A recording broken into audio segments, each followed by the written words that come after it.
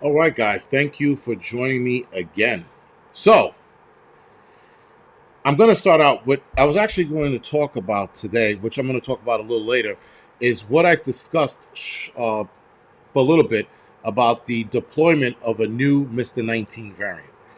But before we touch on that, we're going to talk about how insane the Tupac shooter, right? And he, I, all right, let me get this done first before I get into the stupidity of how he got caught. Finley the dog, thank you for the 5 by 5. Paul F, thank you for the 5 alarm by 5 alarm. WTC, Joe, Prep to Adapt, hello. Patrice, Bush Pig, Kit, Adriana, Jaleese, Big John, Lisa, Tim, thank you for the 5 by 5. Prepper Revelate, thank you for the 19 by 11. 15, sorry. Kathleen, thank you for the 5 by 5. Christian Prepper, Hava Alexandra. Dan Phillips, thank you for the 5 by 5. Dan Phillips, thank you for the 17 by 76. And Mr. Johnson, thank you for the 7 by 70. Honesta, Dobie, thank you for the 5 by 5. Spotted Fawn, Water Tiger, David, Share Bear, thank you for the 5 by 5. Reaching Cold, thank you for the 4 by 4. Granite, Buy the Book, thank you for the 5 by 5. Chris Brown, thank you for the 2 by 4. Dan Phillips, thank you for the 5 by 5. Amethyst, thank you for the 5 by 5. Shadow Prepper, just missed somebody. Oh, Jay Moore, thank you for the 4 by 8. Phillips, thank you for the 420. I don't do that. Kerry, thank you for the 5 by 5. Tammy, thank you for the 5 by 5. Devlin, thank you for the 25. All right, guys. So, and Chris, thank you for the Spam by Spam. William, thank you for the 7 by 5. And CJ, thank you for the 5 by 5. So, guys, the Tupac shooter. He got caught. 30-something years, right? He got away with this. Um, he he got away with one of the greatest crimes known to mankind, right? Sal V 5 by 5 means loud and clear. It's another way of saying loud and clear, rather. And Flora, thank you for the 5 by 5. So Verona, I either Suge Knight or Puffy had something to do with it. I personally believe Puffy had something to do with it, or at the very least, he had knowledge of it. But I don't want to get into that. I don't want to go down that rabbit hole just yet. So the guy that shoots Tupac, believe it or not, gets away with this. And basically, guys, he shoots Tupac. He's easy now. He's hiding. He's living his life. He's doing whatever the fuck he's doing. David and Gal Mom, thank you for the 5 by 5. David, thank you for the Spam by Spam. And you get this far. You get this fucking far. And then you decide to write a book with details so clear that cops are like, wait a second, is this real? And then you continue to market your book, push your book, go on interviews, talk about the book in the interviews, and then you get caught. The motherfucker self-snitched after 30-something years. Was it 30 years? Or 20-something years?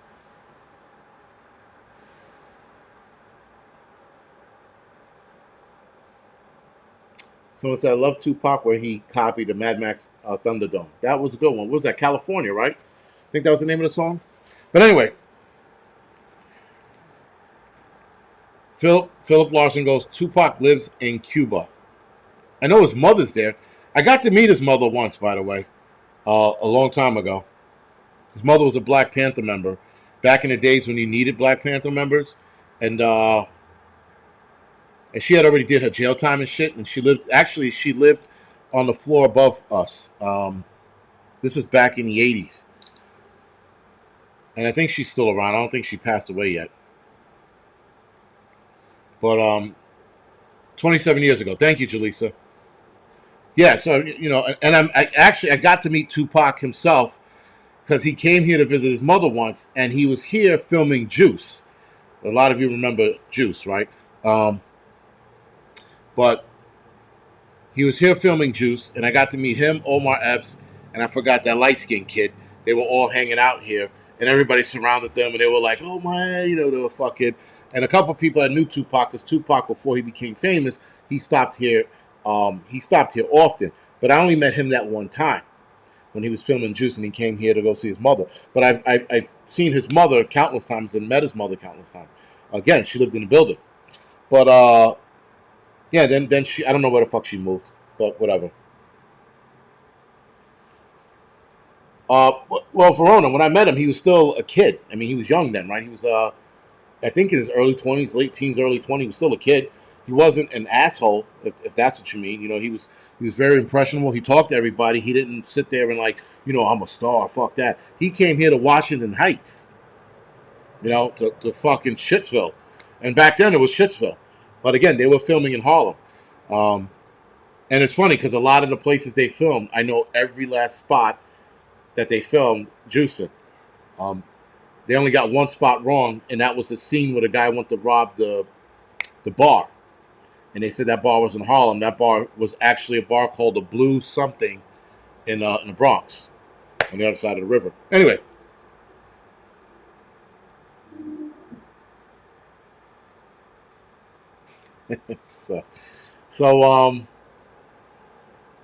Anyways, I should do a video tour.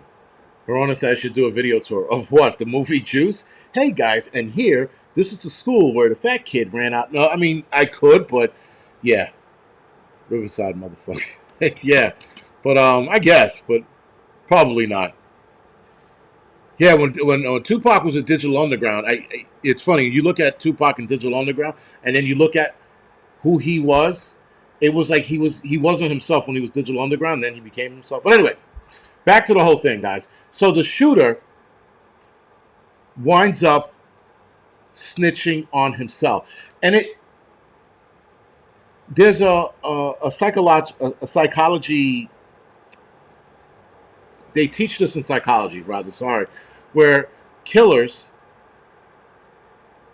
not the Blue Oyster, where killers often want to brag about something they did. And this guy gets away with the crime of the century.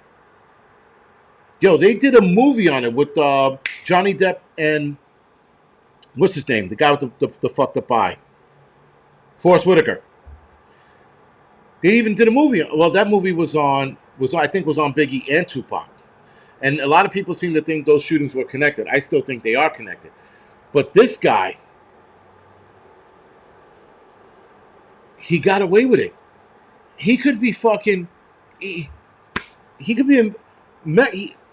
If he was going to do this, and I'm not advocating for him at all. I'm not. But if he was going to do this, he could have done it from Mexico. Or Cuba, perhaps. He could have done it from anywhere else other than here. But instead, his arrogance of detailing what he did and what happened, and then getting... Holy shitballs, man. Seriously. Anyway, he gets caught. Now he's going to jail, and he's undoubtedly going to do life. The rest of his life, he's done. He's already old, right? What is he, 50-something, 60-something years old? He's already going to die in jail. Even if they gave him 20, he'll probably be dead before then, right? So, yeah. Yeah, the glove didn't fit. Tim Spa. I have my theories with OJ, man. It gets stronger and stronger every time I dive deep into the OJ Simpson case. A lot of people like OJ Simpson did it. I'm like, I don't think he did, man. That's another one. That's another rabbit hole I want to get down. But I honestly do not think he did do it. I think he has an idea who did it. If he has an idea, either he has an idea who did it or he knows who did it. But no, he isn't. That's the other thing. That's the one thing about O.J. Simpson. Another reason why I don't think he did it. The guy's dumber than the day is long. Adriana said he's 60 years old. So the shooter's 60 years old. 27 years. I did see Nothing But Trouble just recently. I thought that was a good movie. I watched it again. I was like, not a good movie. All right, and Tupac was in there. That was his first movie before Juice, or one of many. Reaching Cold Mountain, exactly. It was his son. I've always thought it was his son that did it. But there's also the connection with the cartel, and that was from Ron Goldman's side. There's also that. But O.J. Simpson is stupid. I follow him on Twitter and I get a kick out of him, but he is stupid. He's just too dumb to get away with that. Really is. You know? I don't give a fuck what law team you hired. He ain't smart enough to get away with that. But he is guilty by public opinion. And that's the crazy shit. The guy's found innocent and people are still like, no, he did it. I'm like, everything that pointed at him was destroyed in court. Everything. But whatever. But that's not what we're here for. We're here for is to discuss the stupidity of people and how to get caught after 27 years. That's like the Lindenberg baby. That guy coming out. I mean, if the guy who did it was still alive, that would be like at 95 years old, he comes out and goes, I stole the Lindenberg baby. I mean, if he was on his dying bed and said it, no big deal. You can't jail a dead body. But this guy still has life left in him. He's 60 years old. He has anywhere between 10 to 20 years. He self-snitched. He's going to spend the rest of his life in jail.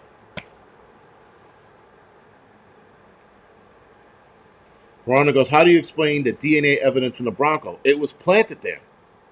That's how I explain it. And that was already discussed. How this fucking cop wanted him so badly that they planted his blood there. And DNA blood traces and shit like that, you can plant that on anybody. You could take anybody's blood and plant it whatever you want. Be like, oh, look what I found. It was under the carpet in the car. So that's another thing.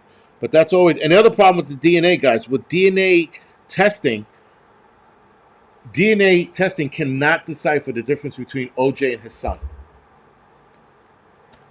Right? So that's the other side of that coin. Yes, maybe so. Exactly. That's the other side of that coin, is that it wouldn't be able to tell exactly whose blood because they're so close together. So if his blood was in fact, let's just say it wasn't planted, then it was his son. And again, O.J. Simpson had no marks on his body, nothing, no bruising, no anything. Impossible to take on Ron Goldman and a chick without any kind of bruising or scratch. Dina says, I only have 10 years left. You do? Why would you only have 10 years left? That's weird. But OJ was meant to sacrifice for the Gatekeepers Club to become a member. I don't know about that. But again, that's just a theory. That's all I can go with. I can only go with theories. I don't have any concrete proof. Adriana, his son right now, I think his oldest is either late 30s or early 40s. That would make him around the age big enough to do that. Plus, his son has psych issues. Plus, his son had psych issues, and there was something else. His son has violent tendencies. That's what it is. Leather equals blood equals shrinking. I don't know, Oki Khan, because there's been other cases where people have used leather gloves, and the gloves didn't shrink. Leather's not meant to shrink unless it's under heat. Dana says, I'm 62. Oh, maybe you have 10 years left then. I don't know. Bill Cosby's son's death, I don't know much about that. I never even gave it any thought. Yeah, Kris Jenner definitely knows the truth. Listen, there are people who know what happened, but we're never going to hear it. Sort of like Sean Bell, right? Sean Bell was a drug dealer here in New York. I think he was out of Queens. And he got shot by the cops. Now, of course, when Sean Bell got killed and he got shot by the cops, people like the cops shot him unjustly and all this other bullshit. Okay. Come to find out, Sean Bell is a big-time drug dealer out of somewhere in Queens. He's a big-time drug dealer. Everybody knows who he is. And yet, they played the innocent card. The media did not let out the fact that he was a drug dealer and he was hanging out there at a strip club for a bachelor party or some shit like that. And they named the street after this guy. Now, I only found out he was a drug dealer by a cop who was investigating the case, or one of many cops who were investigating the case, rather. And he told me about Sean Bell and his drug dealing, what you call it, and where he was stationed at, where he comes out of, what he pushes, the cars he drives, the whole 9 yards. But nobody lets that out about him. So, of course, when you hear Sean Bell's name, you only hear about this innocent black guy that was shot. You don't hear about the fact that he was a drug dealer and he was carrying a gun at the time. When the gun fell on the ground and he pointed it at the cops, someone grabbed it and ran. So, of course, there were no active video cameras at the time, so they could not show or tell which way the guy that took the gun ran off with. But they knew that there was a guy there. Yes, he was shot 20 times. But again, he pulled on the cops first. So fuck him, right? But again, you're not going to hear that in the media, guys, because the media is going to purposely leave shit out. Now, knowing that about Sean Bell, there's a lot about the O.J. Simpson case that never came out. Because they wanted you to wholeheartedly believe that that man was guilty. And the media wanted us to believe that he was guilty. So, of course, public opinion, guys, is dictated by the way the media reports it. But if the media would have reported all the other shit that they found at that scene, the media would have reported there's no way O.J. Simpson could have got away with killing those two people without any scratches on his body. They would have reported it like that. People would have been open-minded. Right? So, again, when the media starts telling you certain information and leaving others out, you start to develop an opinion based on what you're told, which is not the whole facts. So that goes with everything, guys. Everything that's on the news, you're only hearing part of the story. Because if they don't want, for example, Trump, everything moving forward with Trump right now is going to make him look like the enemy. He is the bad guy. Doesn't matter what the fuck he does right now. He could save a school bus full of kids, and liberals are going to be like, well, no, he didn't. The kids saved himself. He just so happened to be there. Or he saves a bus full of kids. Those kids should have died in the name of, in the name of making Trump look bad. Yes, Kevin Grip. It's called psyop, but it's actually more than psyops, right?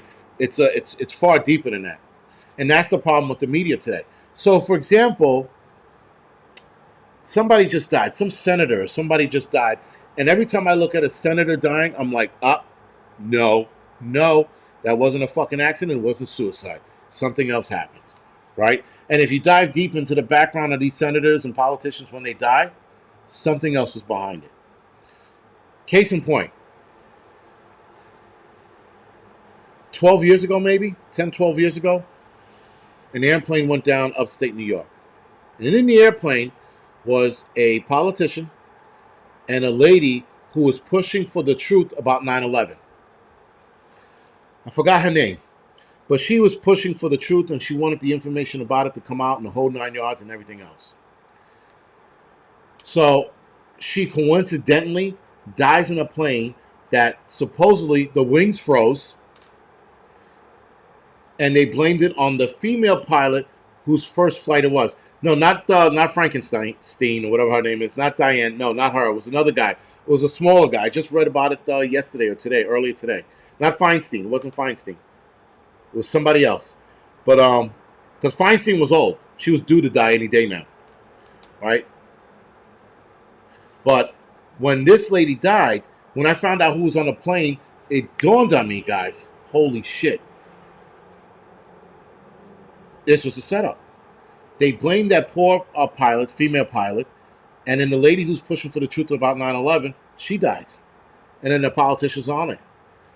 Whenever small planes go down, always look at the writing list. When you look at the writing list, you're like, oh shit, there's something here. Right? And in some cases, it's just two dumbasses flying a plane and they die and they have no connections to anything. But when you look at the writing list of people who die in these planes, it is hard to say it's a coincidence. But I, are we talking about Tupac? Someone was like, "Who's Tupac?" And why are we talking about a rapper? If you don't know who Tupac is, and you're my age, you better recognize and look that motherfucker up. That guy was a lyrical genius. Him and Biggie Smalls were lyrical geniuses. They were probably the last of them. Nas was up there too, and so was what's his name? Snoop Dogg. Snoop Dogg wasn't bad, but Tupac and Biggie, lyrical fucking geniuses. And if you don't know who they are, you better find out before someone tells you about it. But was it Doug Larson? Is that who I'm thinking about?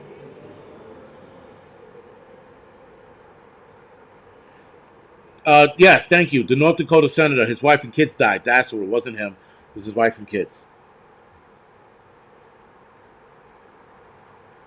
But yeah, guys, all of these fucking all of these people passing away in these little planes, and then they go, "Well, it just happens."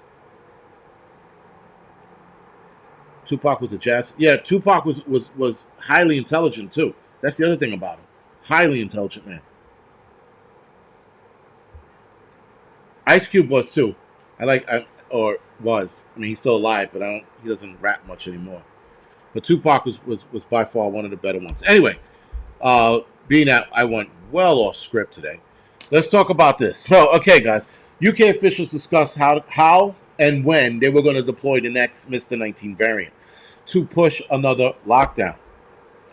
Now, these messages were found in something called the lockdown files.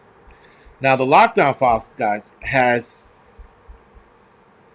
a lot of things that came out, and no one's talking about this. Now, I'm going to put the link to the lockdown files, if I can find it. Here it is. It's this article's by the Telegraph, and it's called the Lockdown Files: 10 Things We Learned So Far. This was published earlier this year in March. I'm putting the in the chat so you guys can read it for yourself. Someone said another bad creation. Holy shit. You went too far back, man.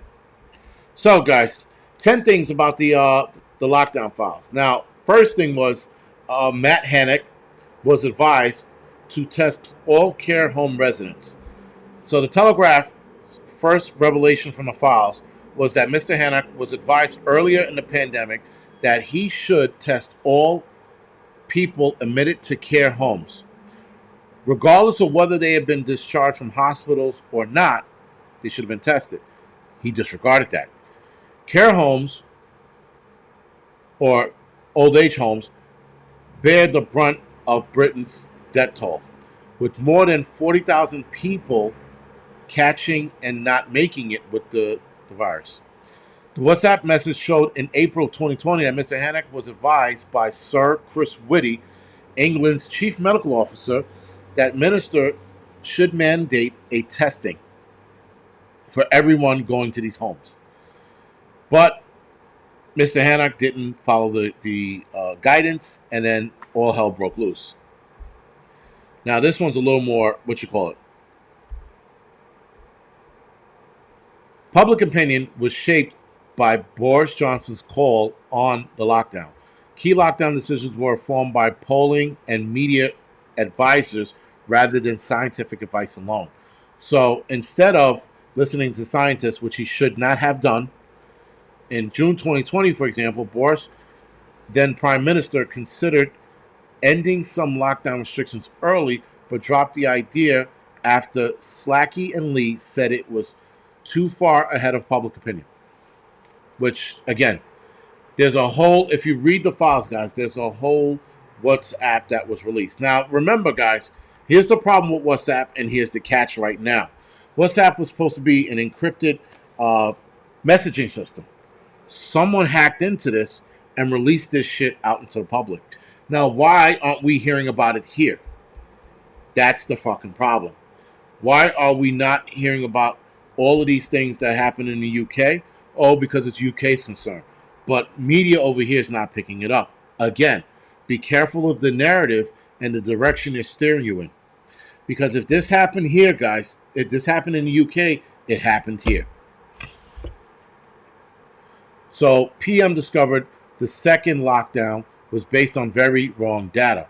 Mr. Johnson was worried that he had blinked too soon and plunging Britain into a second lockdown that was based on wrong data that scientists have warned them about. So some scientists warned them about, not all scientists. So apparently there was an internal fight between scientists. Imagine scientists fighting it out with pocket pen protectors and fucking clipboards and schematics and fucking Bunsen burners and torching each other and getting into it over fucking what was wrong and what wasn't. And being that he was given the right information or the wrong information, he went into a second, mode. Now, all of this being said, guys, this is being pushed to create a lockdown, to create more control. That's what it comes down to. Again, these are called the lockdown files. This is probably going to get demonetized now, but whatever. This is all about control. That's the fucking problem. And if this, again, happened in the UK, it definitely happened in Australia. Without a doubt, this happened here and in Canada. But because we are being distracted with so many things, as Tim Spall just said, because we're being distracted with so many things, it's hard to gauge what's real and what's not. Then we have Andrew Cuomo, right? Everybody was like, he did such a great job. He didn't do shit. All Cuomo did was took the advisement of doctors and scientists and read back what the advisement was. That's all he did. He didn't do a fucking thing. But somehow he got all of these accolades. He didn't think any of this shit himself. He didn't do any of this shit. He didn't put his neck on the line. He wasn't at the hospitals fucking helping out or riding the back of ambulances or fucking firefighting or being a cop during this whole mess. He didn't do any of that shit. And yet he got all his accolades for being the best governor at the time. I'm like, seriously, eat my fucking dick. Seriously.